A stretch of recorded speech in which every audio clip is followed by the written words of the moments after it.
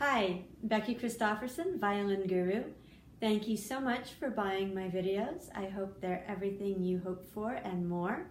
And of course, please feel free to reach out to me on the Facebook group with any questions you might have or with videos. So the first several videos are meant to be the first couple of lessons all put together. And I broke them into smaller videos so that it's easier to find your starting place. So if you're a brand new beginner, or you feel like you never properly understood things, just start with this video.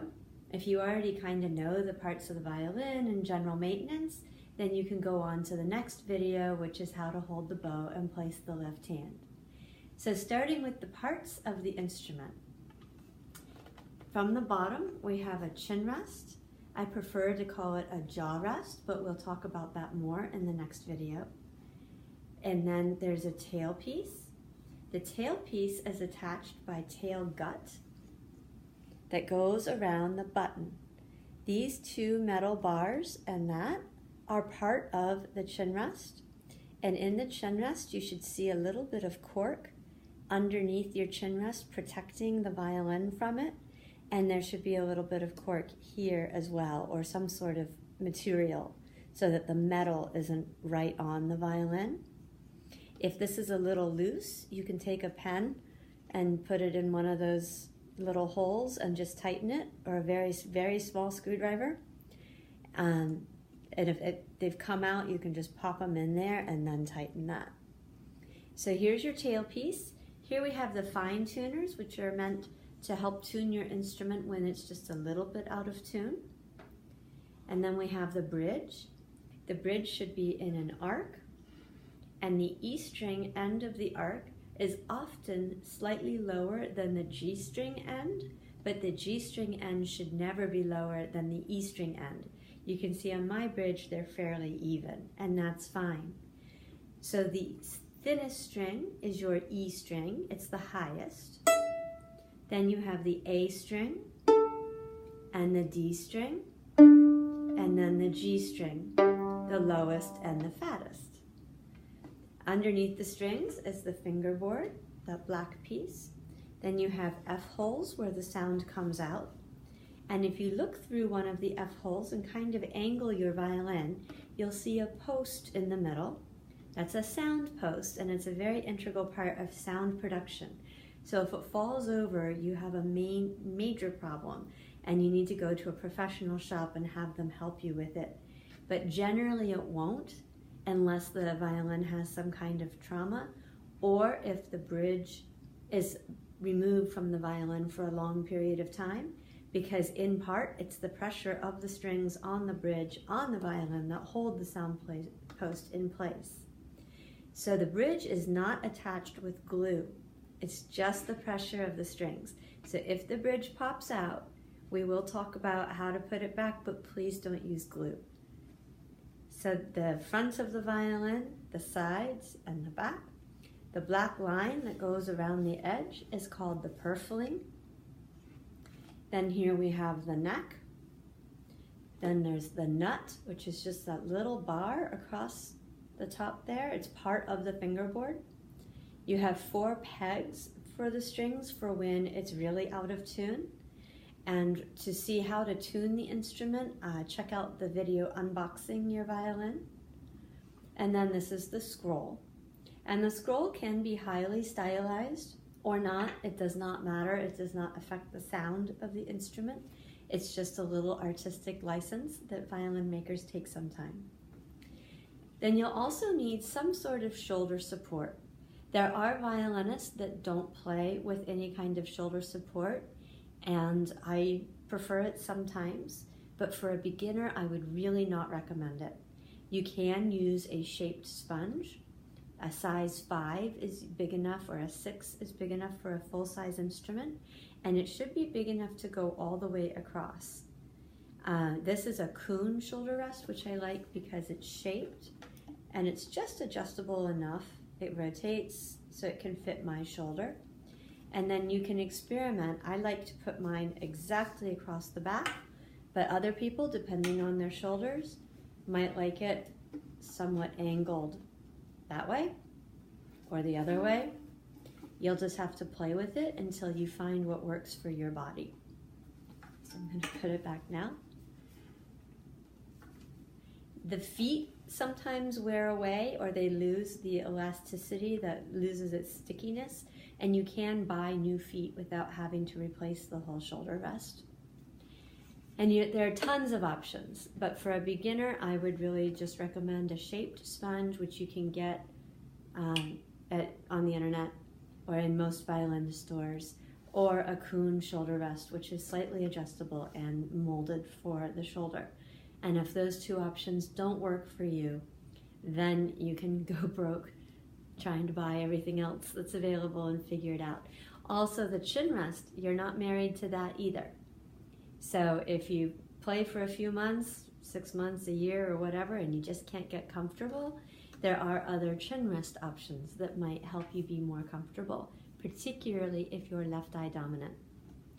So those are the parts of the violin. I'm just going to get my bow real quick.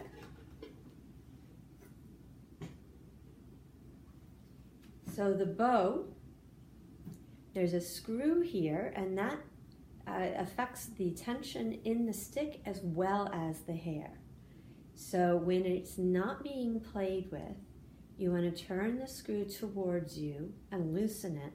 So now you see my hair is loose, and you also see that there's a big curve in my stick. So that allows it to rest, which is really important. Then when I need to play, I'm going to turn the screw away from me, but I'm only going to turn it just enough so that the hair is not loose, but the stick still has some curve in it. You don't want to go all the way straight. You will warp your bow and ruin it. So it only has to be just enough. If your pinky fits in like so, that's perfect.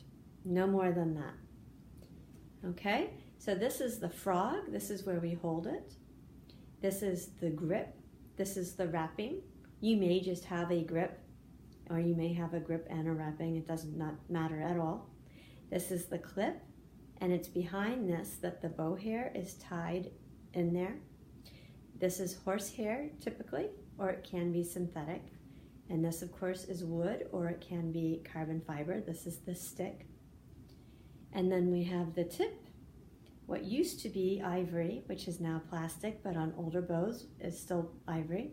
And here again, the bow hair is merely tied behind the tip there. So if you break horsehairs, which happens all the time, don't worry about it, you have a lot. If you break a horsehair, please don't rip it out.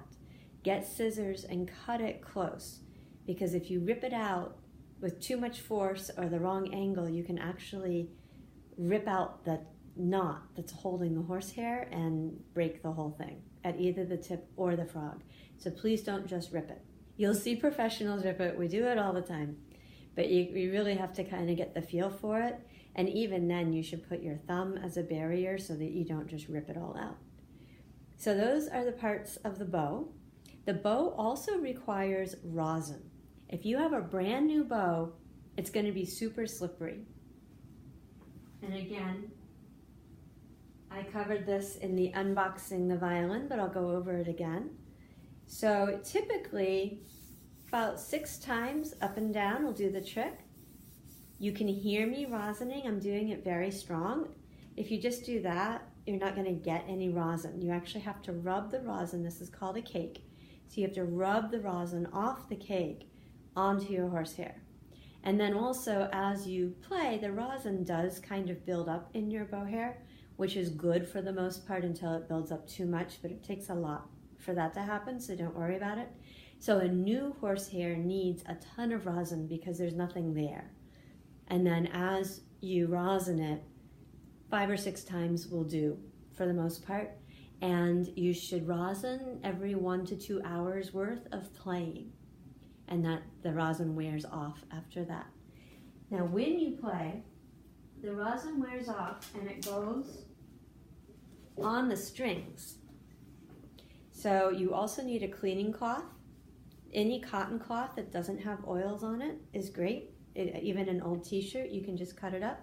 And when you're done playing, you need to wipe off the strings. They will squeak, but if you put your fingers across the strings really strong, you can mitigate that a little bit. You also want to wipe the wood under the strings, and on the other side of the bridge, under the bridge as much as you can get to it, and even under the fingerboard, because that rosin is dust when it plays and it goes everywhere.